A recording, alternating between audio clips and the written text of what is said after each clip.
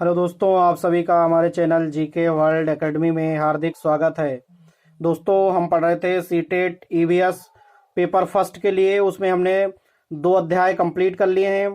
पहला और दूसरा अध्याय कंप्लीट कर चुके हैं। जिन साथियों ने नहीं देखा है तो डिस्क्रिप्शन बॉक्स में लिंक रहेगी, वहां से भी देख सकते हैं। आज हम पढ़ेंगे अध्याय 3, 4, 5 और 6। आज थोड़ा वीडियो जो है बड़ा रहेगा क्योंकि इसमें आप 4 अध्याय कवर करेंगे। तो जो साथियों ने नहीं वो अध्याय देखे हैं तो वो विजिट कर सकते हैं चैनल पर, वहां से भी देख सकते हैं। आज हम पढ़ेंगे अध्याय 3। जो क्रम में अध्याय हमने बताए थे पहले, उसी क्रम में ये डाटा इसमें सम्मिलित किया गया है। तो तीसरा जो अध्याय आपका था, जो स्कूल बच्चों के संसाधन से स्कूल जाने के जो संसाधन हैं, ये इसमें 3 अध्याय, बाकी ऐसे 4, 5, 6 जो अध्याय दिए गए हैं। आज हम 6 अध्याय तक इसमें कंप्लीट करेंगे और जो आपका रह जाएगा वो एक वीडियो में और रह जाएंगे। उसके जो अध्याय वो उसको कंप्लीट कर लेंगे, जो नेक्स्ट वीडियो फिर 2-3 दिन में जब भी आएगा तो आपको जो है चैनल पे उसकी टाइमिंग दे दी जाएगी। तो आज हम पढ़ेंगे अध्याय 3। दोस्तों, पढ़ते हैं क्रम से। जो आपके संसाधन से है, ये अलग अलग राज्यों के जो बच्चों के स्कूल जाने के जो संसाधन हैं।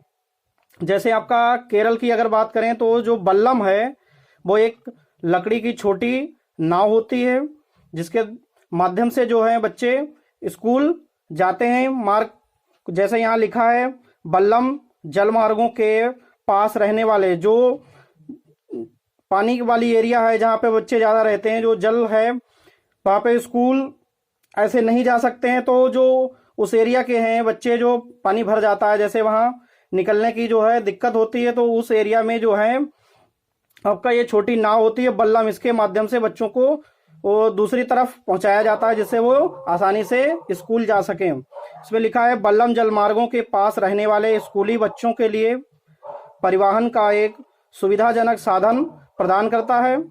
इससे समय और ऊर्जा दोनों की बचत हो जाती है और लंबी पैदल यात्रा से भी बच्चे बच जाते हैं, क्योंकि जो बाढ़ क्षेत्र पानी ज़्यादा भर जाता है तो क्या होता है कि दूसरी तरफ से घूम के जाना पड़ता है, तो इसमें समय भी बर्बाद होता है और बच्चों को ऊर्जा भी ज़्यादा लगती है। तो इससे क्या होता है, उनके समय और ऊर्जा दोनों की क्या हो जाती है, बचत हो जाती है, जिससे वो आसानी से कम समय में स्कूल पहुंच जाते हैं। तो ये एक बल्लम जो है आपके केरल में है, एक लकड़ी की बनी छोटी सी नाव है। ये फैक्ट आपको याद रखना है। उसके बाद हम पढ़ेंगे असम के। जैसे असम में आपके जो बांस से बने पुल हैं, इनके माध्यम से बच्चों को दूसरी तरफ भेजा जाता है, जिससे वो आसानी से स्कूल पहुंच सकें। जैसे यहाँ जो एनसीईआरटी में फैक्ट दिए गए हैं वही सारे इंक्लूड किए गए हैं। तो उसमें लिखा है कि हमारे यहाँ बारिश बहुत होती है, कभी कभी तो चारों तरफ क्या होता है कि जल भर जाता है, फिर भी हम स्कूल जाने से नहीं रुकते। एक हाथ में किताबें और दूसरे हाथ से बांस को पकड़ते हैं और हम जल्दी जल्दी बांस और रस्सी से बने पुल को पार कर जाते हैं। यहाँ क्या होता है, क्योंकि नॉर्थ ईस्ट में आप सभी जानते भी होंगे कि नॉर्थ ईस्ट में जो स्टेट हैं उनमें बारिश जो है वो ज़्यादा मात्रा में होती है। जैसे आपका मेघालय में जो है मासिन राम है, सबसे ज़्यादा वर्षा वाला स्थान है। तो वही जितने भी नॉर्थ ईस्ट के आपके हैं, चाहे वो आप मेघालय की बात करें, असम की करें, त्रिपुरा, मिजोरम, इन स्टेटों में क्या है, बारिश ज़्यादा होती है तो पानी जो है ज़्यादा भर जाता है। इसीलिए ये जो यहाँ जो पुल हैं वो बांस के बनाए जाते हैं, जिससे बच्चों को आसानी हो स्कूल जाने में। उसके बाद हम पढ़ेंगे यहाँ लद्दाख। लद्दाख में जो है आपका ट्रॉली से, एक ट्रॉली जो है एक लकड़ी से बना एक झूला टाइप का है, जिसके माध्यम से बच्चों को स्कूल भेजा जाता है, जो कि नदी पार कराई जाती है, उससे आसानी हो जाती है, जिससे बच्चों को स्कूल आसानी से पहुंच जाते हैं। जैसे स्कूल पहुंचने के लिए हमें रोज नदी पार करनी होती है। खूब चौड़ी और गहरी नदी है। नदी के पार जाती हुई मजबूत लोहे की रस्सी होती है, यह दोनों तरफ से भारी पत्थरों या पेड़ों से कसकर बंधी होती है। ट्रॉली पुल की मदद से रस्सी पर सरकती है। जो ट्रॉली होती है पुली के माध्यम से उस सरकती रहती है और हम 4-5 बच्चे, काफी बड़ी होती है तो 4-5 बच्चे एक बार में बैठ जाते हैं और बच्चे एक साथ ट्राली में बैठ जाते हैं और पहुंच जाते हैं नदी के दूसरी तरफ, क्योंकि जो ट्रॉली होती है वो काफ़ी बड़ी और गहरी भी होती है, तो 4-5 बच्चे जो हैं उसमें बैठ जाते हैं। और जो ट्रॉली है वो पुली के माध्यम से, उस पर पुली लगी होती है जिसके माध्यम से वो सड़क कर दूसरी तरफ पहुंच जाती है, जिससे बच्चे एक तरफ से दूसरी तरफ पहुंच जाते हैं और अपने स्कूल को वो आसानी से पहुंच जाते हैं, जिससे उनका समय की बचत हो जाती है। तो आपकी लद्दाख में अगर बात करें तो ट्रॉली के माध्यम से, जो कि एक लकड़ी से बनी एक झूला टाइप का होता है लकड़ी से बना, उसके बाद अगर यही आपका जो बांस से बना अगर बात करें तो असम में, और ये याद रखना है बल्लम जो आपकी एक लकड़ी की ये भी छोटी सी नाव है, और ये आपका लकड़ी से ही बना झूला है ट्रॉली जो कि लद्दाख में। उसके बाद जैसे ऊंट गाड़ी जो है आपकी वो राजस्थान में, अगर ऊंट गाड़ी की बात करें तो ये आपके साधन जो है स्कूल जाने का राजस्थान में है। जैसे एनसीईआरटी में वहाँ फैक्ट लिखा है कि हम रेगिस्तान में रहते हैं, हमारे यहाँ दूर दूर तक रेत नजर आती है, दिन में रेत खूब तपती है और हम ऊंट गाड़ी में बैठकर स्कूल जाते हैं। क्योंकि दोस्तों रेगिस्तान क्या होता है कि बहुत ज़्यादा क्या है, जल्दी गर्म भी हो जाता है और बहुत ज़्यादा जल्दी ठंडा भी हो जाता है। तो जो रेत है दिन के समय काफ़ी गर्म हो जाती है, काफ़ी तपती है, और वहीं जब अगर शाम की बात करें तो रेत जो है ठंडी भी हो जाती है। तो जो रेगिस्तानी में रहने वाले लोग हैं तो वो ज़्यादा गर्मी भी झेलते हैं और वहाँ जो है ठंडक भी काफ़ी ज़्यादा होती है। दोस्तों ये जितने संसाधन जो साधन थे स्कूल जाने के माध्यम हैं इम्पोर्टेंट ही लिए गए हैं। कुछ और है, जैसे आपका जुगाड़ जो है वो आपका गुजरात में है। अगर वहीं उत्तराखंड की अगर बात करें तो जो वहाँ रास्ते होते हैं बहुत उबड़ खाबड़ पथरीले होते हैं, और कुछ आपके जैसे मनाली में भी जो है पहाड़ी इलाका है, बारिश भी खूब होती है, बर्फबारी होती है, तो वहाँ भी सारे हमने नहीं मेंशन किए। ये आपके कुछ जो हैं जिनसे बराबर परीक्षाओं में प्रश्न पूछे गए हैं वही मेंशन किए गए हैं।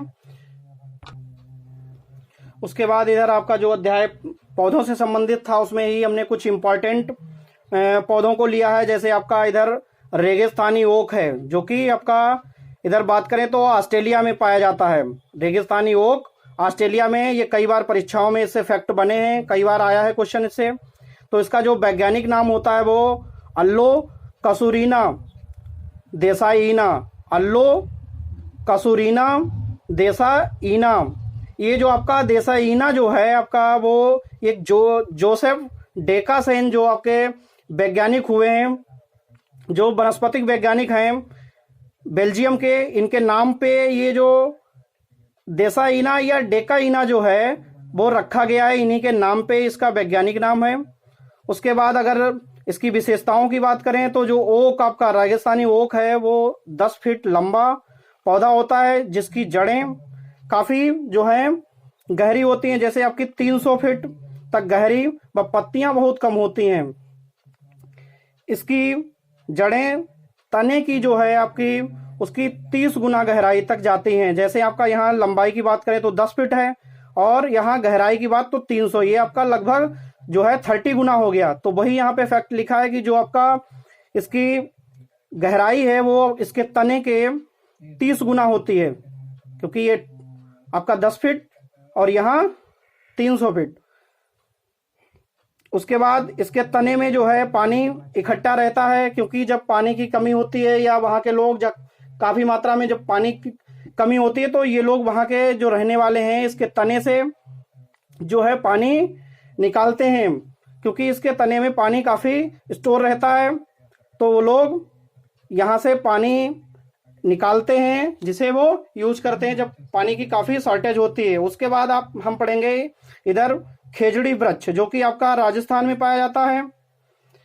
ये भी इससे भी इम्पोर्टेंट है, तो इससे भी क्वेश्चन बने हैं। राजस्थान की अगर जैसे बात करें तो आपका जो राजस्थान के जोधपुर में अमृता देवी बिश्नोई ने खेजड़ली ग्राम में खेजड़ी वृक्ष को बचाने के लिए 363 महिलाओं के साथ स्वयं का बलिदान कर दिया था।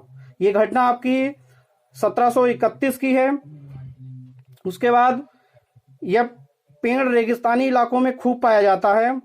इसमें ज़्यादा मात्रा में पानी की जो पानी है उसकी ज़रूरत नहीं पड़ती है, क्योंकि रेगिस्तान में होता है, इसलिए दोस्तों पानी की वैसे ही वहाँ पे शॉर्टेज है।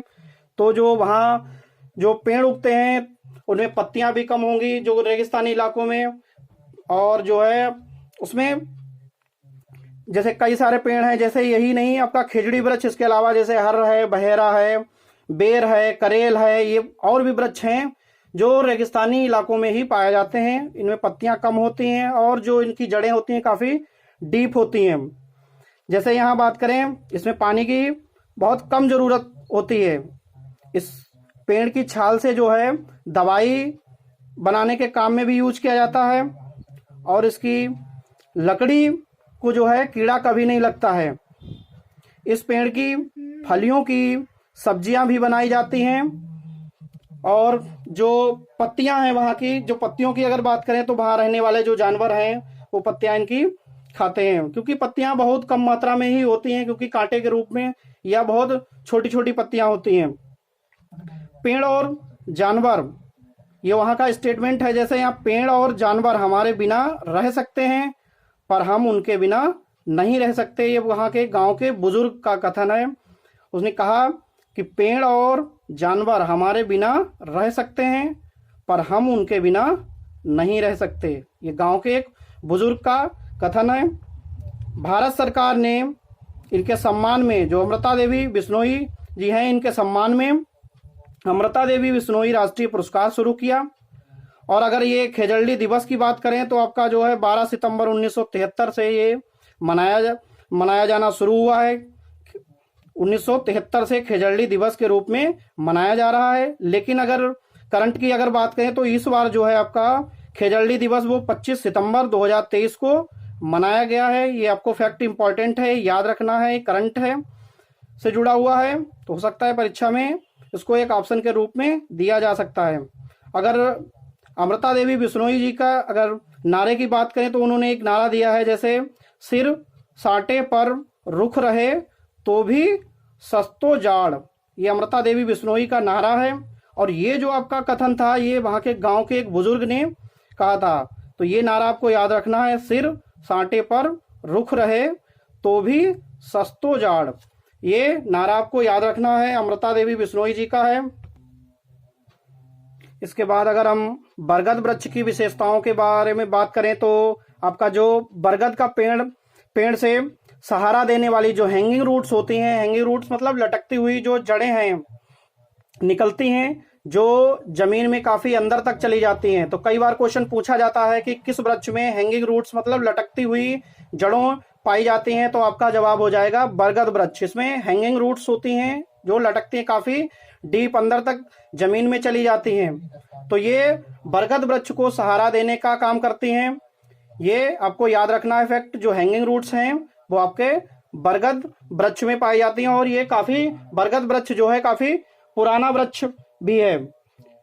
इसके बाद अगर बरगद वृक्ष की बात करें तो ये काफी सैकड़ों वर्ष तक जो है जीवित रह सकता है, काफी लंबे समय तक रहता है। तो आपको उसके बाद यहाँ जो कीटोन वृक्ष है, इससे भी क्वेश्चन कई बार आया है। कीटोन नामक पौधे द्वारा यह पता कर सकते हैं कि पौधे की सिंचाई कब करनी है। इसे सिग्नल देने वाला वृक्ष के नाम से भी जाना जाता है, क्योंकि ये काम क्या करता है कि इससे पता चल जाता है कि पौधे को जो है पानी वगैरह या जो भी उसकी देखरेख करनी है को कैसे, तो इससे पता क्या होता है कि मिट्टी जो है वहाँ धीरे धीरे सूखने लगती है और इसकी पत्तियां जो हैं वो पीली पड़ जाती हैं, पीली पड़ के वो पत्तियां गिर जाती हैं, जिससे ये पता चल जाता है कि इस पौधे की जो मिट्टी वहाँ की है वो सूख रही है। तो इसीलिए इसे सिग्नल देने वाला प्लांट के नाम से भी जाना जाता है, या एक इंडिकेट या सूचक के रूप में सूचक का काम करता है, जिससे पता चल जाता है कि वहाँ की मिट्टी या प्लांट जो हमारा है वो धीरे धीरे खराब हो रहा है। यह रंग बिरंगे पत्ते वाला पौधा होता है जिसकी जड़ें जमीन में बहुत अंदर तक नहीं होती हैं दोस्तों, क्योंकि ये जो रूट्स होती है काफी अंदर तक नहीं जाती, इसलिए क्या होता है कि कम थोड़ा ऊपर रहती हैं। इसलिए जो है अगर पानी इन्हें प्रॉपर मात्रा में सही टाइम पे नहीं मिल पाएगा तो प्लांट जो है धीरे धीरे सूखने लगता है, और जब प्लांट सूखेगा तो पत्तियां उसकी पीली पड़ जाती हैं, जाहिर सी है। तो इसलिए ये जो काम जो करता है सिग्नल देने का काम करता है, इसलिए इसको जो कीटोन पौधा है इसे सिग्नल देने वाला पौधे के नाम से भी जानते हैं। इसके बाद हम पढ़ेंगे नेपेंथीज, जिसे पिटचर प्लांट या कीटाहारी पौधा भी कहते हैं। ये आपका पौधा जो है वो कीड़े मकोड़े मतलब इंसेक्ट और छोटे छोटे जीव जंतु जो हैं उनका शिकार करता है, उनको खा लेता है। यह पौधा घड़े नुमा या आपका बात करें सुराही जैसे उसके आकार का होता है, जिस पर एक पत्ती लगी रहती है जो इसके ढक्कन का काम करता है, खुलने और बंद करने का काम करता है। ये एक टाइप की क्या है स्मेल छोड़ता है, जिससे जो कीट वगैरह हैं वो उस स्मेल से सूंघ कर इसे मतलब जो है बैठते हैं वहां पे, और जब बैठ जाते हैं तो ये अपनी पत्ती से क्या करता है उसको ढक लेता है, अपना शिकार बना लेता है और उसे खा लेता है। जो छोटे छोटे कीड़े या जीव हैं उनको ये खा लेता है। अगर इसे पानी की बात करें कि ये कहाँ पाया जाता है तो आपका इंडोनेशिया और ऑस्ट्रेलिया है। कंट्री की बात करें तो आपका इंडिया है, ये इंडिया, ऑस्ट्रेलिया और इंडोनेशिया, ये 3 जगह पाया जाता है। अगर इंडिया में भी अगर बात करें तो आपका मेघालय राज्य में पाया जाता है। मेघालय के भी अंतर्गत अगर बात करें ये आपका तो जो गारो खासी जो जयंतियां हैं, जैसे गारो खासी जो आपकी जयंतियां हैं पहाड़ियां हैं, जो उनमें गारो और खासी पहाड़ी पर ये अधिक मात्रा में पाया जाता है। उसके बाद अगर और भी कुछ कीटभक्षी हैं जैसे आपका यूटिकुलेरिया है और ड्रोसेरा है, वीनस फ्लाई ट्रेप है और सैंडिव, ये भी जो हैं ये कीटभक्षी हैं। ये भी छोटे छोटे जीव जंतुओं और कीड़े मकोड़ों को खाते हैं, तो ये भी कीटभक्षी या कीटाहारी पौधे कहलाते हैं। जैसे आपका यूटिकुलेरिया, ड्रोसेरा, वीनस फ्लाई ट्रेप और सैंडिव, इनके भी नाम याद रखने हैं। ये भी आपके कीटाहारी पौधे ही हैं। कई बार ऑप्शन में दे देता है और एक अलग दे देगा, तो आपको उसमें इनके नाम याद रखने हैं ताकि आप उसको अच्छे से क्वेश्चन को अटेंड कर पाए। उसके बाद जैसे यहाँ दिए गए हैं सूखे पत्ते से चित्र जो है आपके वो मध्य प्रदेश में बनाए जाते हैं। जैसे यहाँ विष्णु चिंचालकर जो आपके इंदौर मध्य प्रदेश में ये सूखे पत्तों से जो है वो चित्र बनाते थे। उसके बाद यहाँ पे मधुबनी चित्रकला, जो कि आप सभी जानते होंगे कि ये बिहार की जो है मधुबनी चित्रकला, ये काफी फेमस है।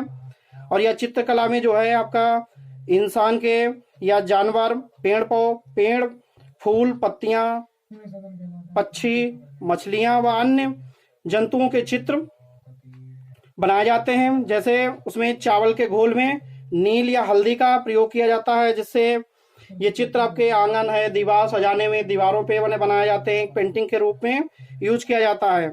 तो इसमें ये याद रखना है, काफी बार इधर फैक्ट बदल देते हैं कि किन किन के उसमें जो है चित्र बनते हैं। जैसे आपका इंसान है, जानवर, पेड़, फूल, पत्तियां, पक्षी और मछलियां, ये इन सब के चित्र जो हैं वो बनाए जाते हैं। और आपके इधर रंग में बात करें तो आपका नील है, हल्दी जो है कलर के रूप में, चावल के जो घोल होता है, पाउडर होता है, उसमें ये रंग मिला लिए जाते हैं अच्छे से मिक्स करके। तो उसके बाद ये आंगन या दीवारों पे पेंटिंग बनाई जाती है। ये आपको मधुबनी चित्रकला याद रखना है कि आपकी कहाँ की फेमस है, तो आपकी बिहार की हो जाएगी मधुबनी चित्रकला। कुछ उसके बाद इंपॉर्टेंट फैक्ट देखेंगे, जैसे आपका जो दाने को बाली से अलग करने हेतु जो थ्रेसर का प्रयोग किया जाता है, ये भी फैक्ट कई बार आया है कि जो है दाने को जो बाली से अलग किया जाता है वो किसके माध्यम से, तो आपका थ्रेसर हो जाएगा। अगर दाने को वही भूसे से अलग करने की बात करें तो जो है विनोइंग, उस प्रोसेस को क्या कहेंगे, विनोइंग कहेंगे। जैसे अगर एग्जाम्पल के तौर पे कहें, जैसे आपके दाल और चावल जैसे कच्चे आपस में मिक्स कर देते हैं, उसके बाद जो है उनको अलग करते हैं, बीना जाता है, तो वो प्रोसेस क्या कहलाती है, विनोइंग। वही चीज यहाँ पे भी है। जैसे जो दाने को भूसे से अलग करने की अगर प्रोसेस की बात करें तो आपको विनोइंग हो जाएगा, और दाने को अगर बाली से अलग करने हेतु तो आपका थ्रेसर का यूज किया जाता है, जिससे दाने को अलग थ्रेसर कर देता है। उसके बाद जैसे हांगकांग में जो है सांपों को खाया जाता है, जिसे ली हुंग फेन कहते हैं। हांगकांग में सांपों को खाया जाता है, उसे वहां की भाषा में क्या कहते हैं, लिंग हु फेन, ये वहां हांगकांग में कहते हैं इसे। उसके बाद अगर केरल की बात करें तो जो लैंग्वेज केरल में है आपका वो मलयालम बोली जाती है, और मलयालम भाषा में अलग अलग, जैसे आपका चाचा को क्या कहते हैं, चाची, या माँ की बड़ी बहन को और नानी को, तो अलग अलग कई बार इन पे भी क्वेश्चन आया है कि मलयालम में चाचा को चिट्टप्पन कहते हैं और चाची को कुंजमा, चाची को कुंजमा और चाचा को चिट्टप्पन, और माँ की अगर बड़ी बहन की बात करें तो बलियम्मा और नानी को अम्मूमा। माँ की बड़ी बहन को बलियम्मा और नानी को अम्मूमा। ये आपके केरल के हैं। केरल में जो मलयालम भाषा में अलग अलग नामों से जानते हैं। वैसे ही अगर लद्दाख में अगर बात करें तो आपका जो पिता है, पापा को अब्बाले और माँ को आमाले, पिता को आवाले और माँ को आमाले के नाम से जाना जाता है लद्दाख में।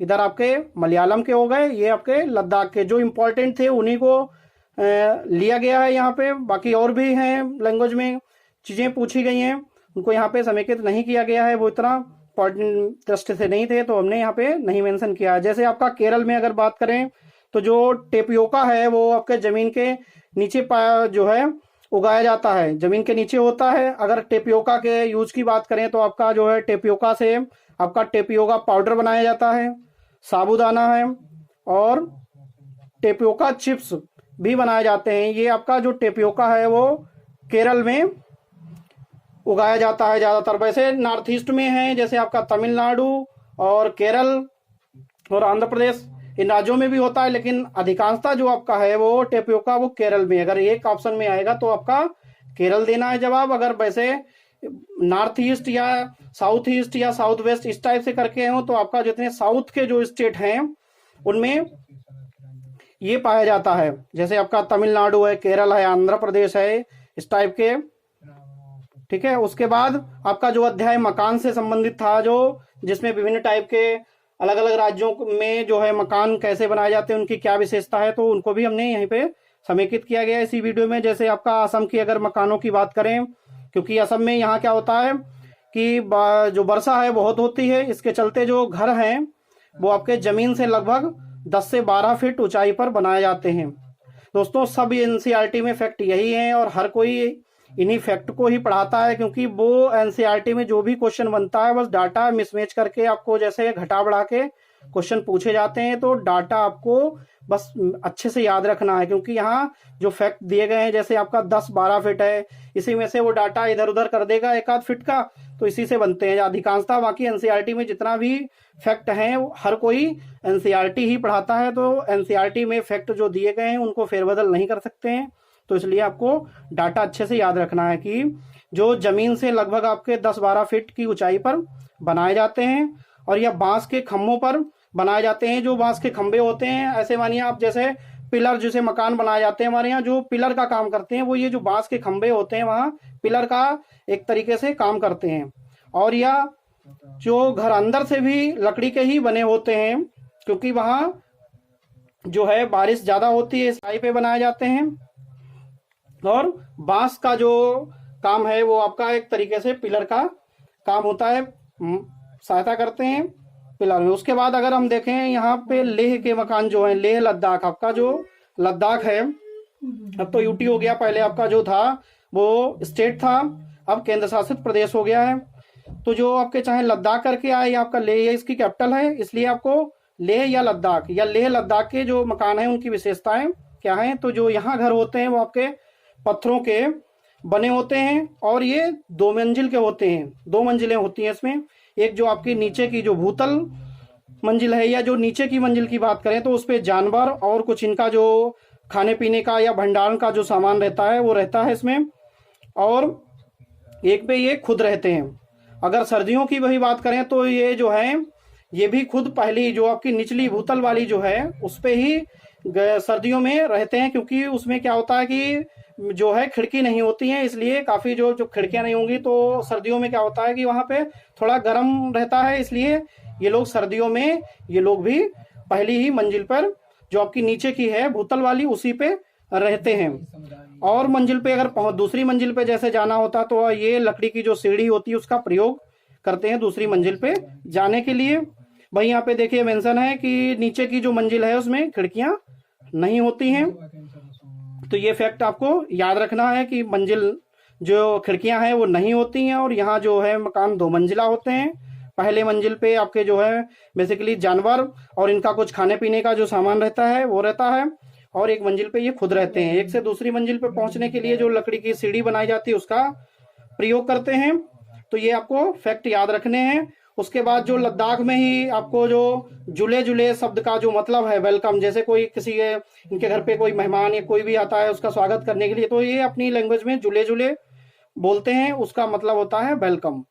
यहाँ के लोग गर्मियों में जो फल और सब्जियां हैं वो सुखा लेते हैं, जिससे कि क्या होता है कि सर्दियों में जो है सब्जियां नहीं मिलती हैं, उन्हीं सब्जियों का ये प्रयोग जो है वो सर्दियों में करते हैं। तो गर्मियों में ये सुखा के सब्जियों को अच्छे से रख लेते हैं ताकि ठंड में इनको वो यूज की जा सके। इसके बाद अगर हम राजस्थान के मकान की बात करें तो राजस्थान में पहले भी हम पढ़ चुके हैं कि जो है गर्मी बहुत पड़ती है, इसलिए यहाँ जो घर होते हैं वो मिट्टी के बनाए जाते हैं और घरों की जो दीवारें होती हैं वो बहुत मोटी होती हैं, जिससे ठंडक मिलती रहती है। जो घर हैं वो मिट्टी के बनाए जाते हैं और मिट्टी के घर वैसे भी जो है वो मोटी दीवार के होते हैं, तो उससे क्या होता है कि वहाँ रहने वाले लोगों को काफ़ी ठंडक मिलती रहती है, काफ़ी मदद मिलती है। उसके बाद इन दीवारों को मिट्टी से लीप पोत कर सुंदर बनाया जाता है। दीवारों को मिट्टी से लीप पोत कर काफ़ी सुंदर आकर्षक बनाया जाता है। अगर घरों की छतें की बात करें तो यहाँ जो है कटीली झाड़ियों से बनाई जाती हैं। जो घर की छतें हैं कटीली झाड़ियों से बनाई जाती हैं। और ये एक फैक्ट और है जो यहाँ पे हमने मेंशन नहीं किया गया है, जैसे अब ये लोग क्या करते हैं कि घरों को जो है गोबर से भी लीपते हैं, जिससे क्या होता है कि जो भी कीट है या छोटे छोटे कीड़े मकोड़े हैं वो घर में प्रवेश नहीं करते, उसमें स्मेल आती रहती है जिससे प्रवेश नहीं करते हैं कीड़े छोटे छोटे। या तो ये भी आपको फैक्ट याद रखना है कि जो घर हैं वो गोबर से लीपे पोते जाते हैं। उसके बाद अगर हम जम्मू कश्मीर के मकान की बात करें या आपके श्रीनगर करके जैसे इसकी कैपिटल है, तो आपको ये भी याद रखना है चाहे जम्मू कश्मीर के मकान या श्रीनगर इसकी कैपिटल है या श्रीनगर के मकान की बात की करें तो उनकी विशेषता की, तो जो घर हैं घर लकड़ी के ढांचे से बनाए जाते हैं और दीवारें जो है वो मिट्टी की होती हैं जो ठंडक से बचाती हैं और घर के अंदर के तापमान को नियंत्रित करती हैं। अगर कश्मीर की जैसे कश्मीर में एक शिकारा जो आपके घूमने की जैसे यहाँ पे दिया गया है, जो डल झील है अपने बोट हाउस के लिए काफी प्रसिद्ध है, जिसे शिकारा के नाम से जाना जाता है। तो जो कश्मीर में शिकारा है एक टाइप की बोट है जो हाउस बोट है, उससे टूरिस्ट लोग क्या होते हैं कि जब घूमने आते हैं मतलब तो उसका प्रयोग करते हैं। जो हाउस बोट होती है जिसे शिकारा के नाम से जाना जाता है, टूरिस्ट लोग जितने भी आते हैं काफी आकर्षक होती है। आप देखिएगा पिक्चर तो काफी आकर्षक है, क्योंकि जो टूरिस्ट लोग आते हैं तो उसका वो यूज करते हैं शिकारा, जिसे शिकारा के नाम से जाना जाता है। एक छोटी बोट होती है जिसे हाउस बोट प्रयोग करते हैं जो लोग टूरिस्ट आते हैं। अगर हाउस बोट की अगर लंबाई की बात करें तो आपका जो है 80 फीट की लंबी है और चौड़ाई की अगर बात करें तो 8 से 9 फीट जो है इसकी चौड़ाई है। काफी लंबी चौड़ी होती है, तो काफी इसमें जो है टूरिस्ट लोग आ जाते हैं। हाउस बोट में एक खास तरह की डिजाइन होती है जिसे हम खत्म बंद कहते हैं। काफी अच्छी उसमें नक्काशी की जाती है, डिजाइन बनी होती है, जो डिजाइन उसको खत्म बंद के नाम से हम जानते हैं। ठीक है। उसके बाद कश्मीर में मकान की जो खिड़कियां हैं वो बाहर की ओर उभरी हुई होती हैं। एक टाइप की डिजाइन ही ये भी होती है जो बाहर की उभरी हुई होती हैं, आपको उसे डैब कहते हैं। जो खिड़कियां जो हैं बाहर की ओर उभरी हुई होती हैं उन्हें डेब कहते हैं। यहाँ पे लिखा हुआ है कि उसे डेब कहते हैं। और जम्मू कश्मीर में ही एक आपके जो कहवा है, एक चाय की किस्म है जो काफी अच्छी मतलब क्वालिटी की मानी जाती है। कहवा जो है कश्मीर में एक खास किस्म की चाय होती है। उसके बाद कुछ इंपॉर्टेंट इधर फैक्ट जैसे दिए गए हैं आपके, जैसे फूलों की जो घाटी है वो आपके उत्तराखंड में है। पूछा जाता है कि फूलों की घाटी कहाँ है, तो आपकी जवाब हो जाएगा उत्तराखंड। उसके बाद जैसे यहाँ पे कचनार के फूलों की जो सब्जी है वो कहाँ बनाई जाती है, तो उत्तर प्रदेश में। कचनार के फूलों की सब्जी जो है आपके उत्तर प्रदेश में बनाई जाती है। तथा केले के फूलों की जो सब्जी है वो आपके केरल में बनाई जाती है।